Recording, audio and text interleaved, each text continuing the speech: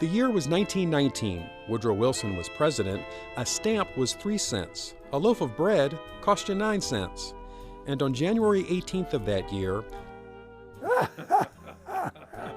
Adolphus Thaddeus Watson was born in Clarendon, Arkansas, into a society where African Americans were marginalized by segregation. Watson was raised by his Aunt Fannie Trent, a proud woman born into slavery. Did she remember when she became free? Yeah, she remember when they said they were free, but it didn't mean too much, and she couldn't read or write. So my job was to learn to read and write as quick as I could, and that's what I did.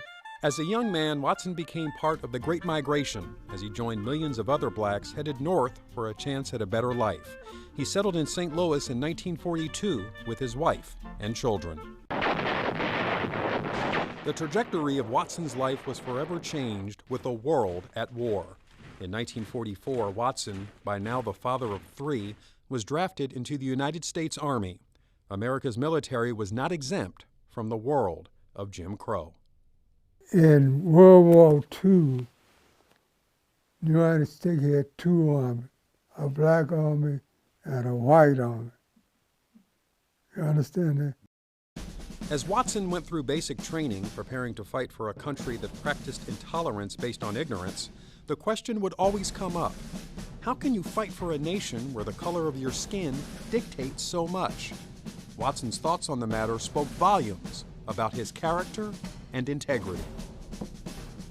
I tell you, one day we would sit down with our white brothers and talk with them and try to make them understand this is the only home we know anything about now. This was your home? This is our home.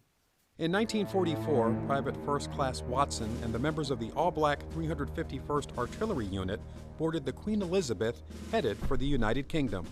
Upon arrival, the man raised by a former slave experienced something he had never known: freedom. Scotland wasn't segregated at all. I tell you what, you felt good about it because we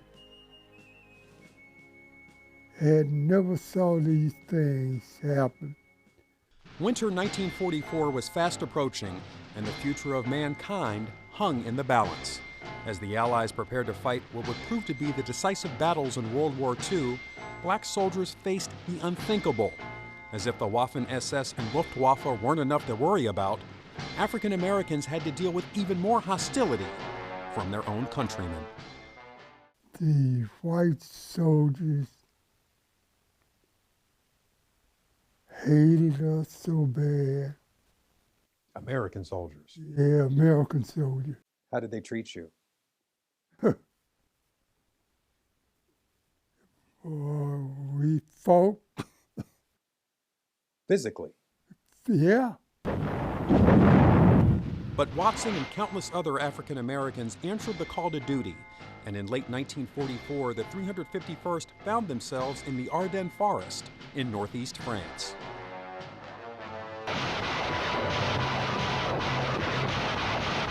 The Battle of the Bulge was fought in brutal conditions as the Germans launched their last blitzkrieg, a surprise attack that inflicted severe losses on the Allies.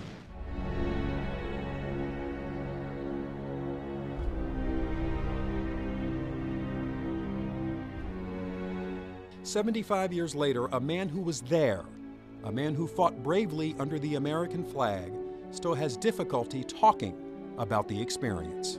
It's just like a nightmare. You ever had a nightmare and you wake up that morning and you didn't believe it happened? That was the beginning.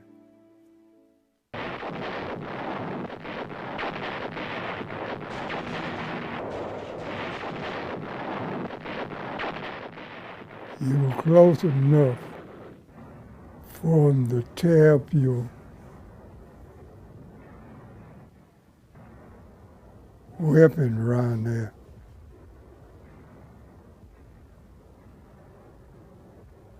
And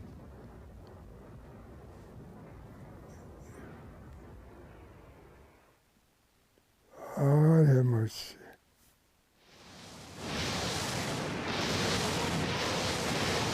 Watson routinely bled from his ears because of the intense concussions from artillery. You couldn't put nothing to hear because you got to hear the commands as they come down. The 351st more than held their own as the Allies beat back the Germans. Private First Class Watson earned 2 Bronze Stars for his service.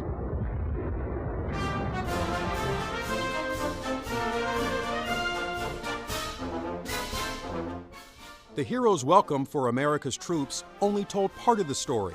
As he headed home, Watson asked a friend if the war would change white America's view on segregation. The answer was sobering. They're going to feel like they owe you something, and they ain't going to want to give it to you. Indeed, it would be another 20 years before President Johnson signed the Civil Rights Act. This Civil Rights Act is a challenge to all of us to go to work in our communities and our states, in our homes and in our hearts, to eliminate the last vestiges of injustice. But segregation did not stop Watson from working in construction for 31 years while raising 6 children with his wife, Lurleen. The priority in the Watson household was clear. Progress was to be measured in knowledge. All of my kids got college education. Everything I did was worth it. Webster's dictionary defines a hero as a person admired for achievements and noble qualities, and one who shows great courage. A black man born 100 years ago, raised by a former slave who fought for his country and paved the way for an entire generation to lead a better life, certainly qualifies. You have to be patient with each other, love each other, try to understand each other. Many who know the story of Adolphus Thaddeus Watson approach him to only say 2 words: thank you. I want to thank them for remembering and caring. Of course, I appreciate it.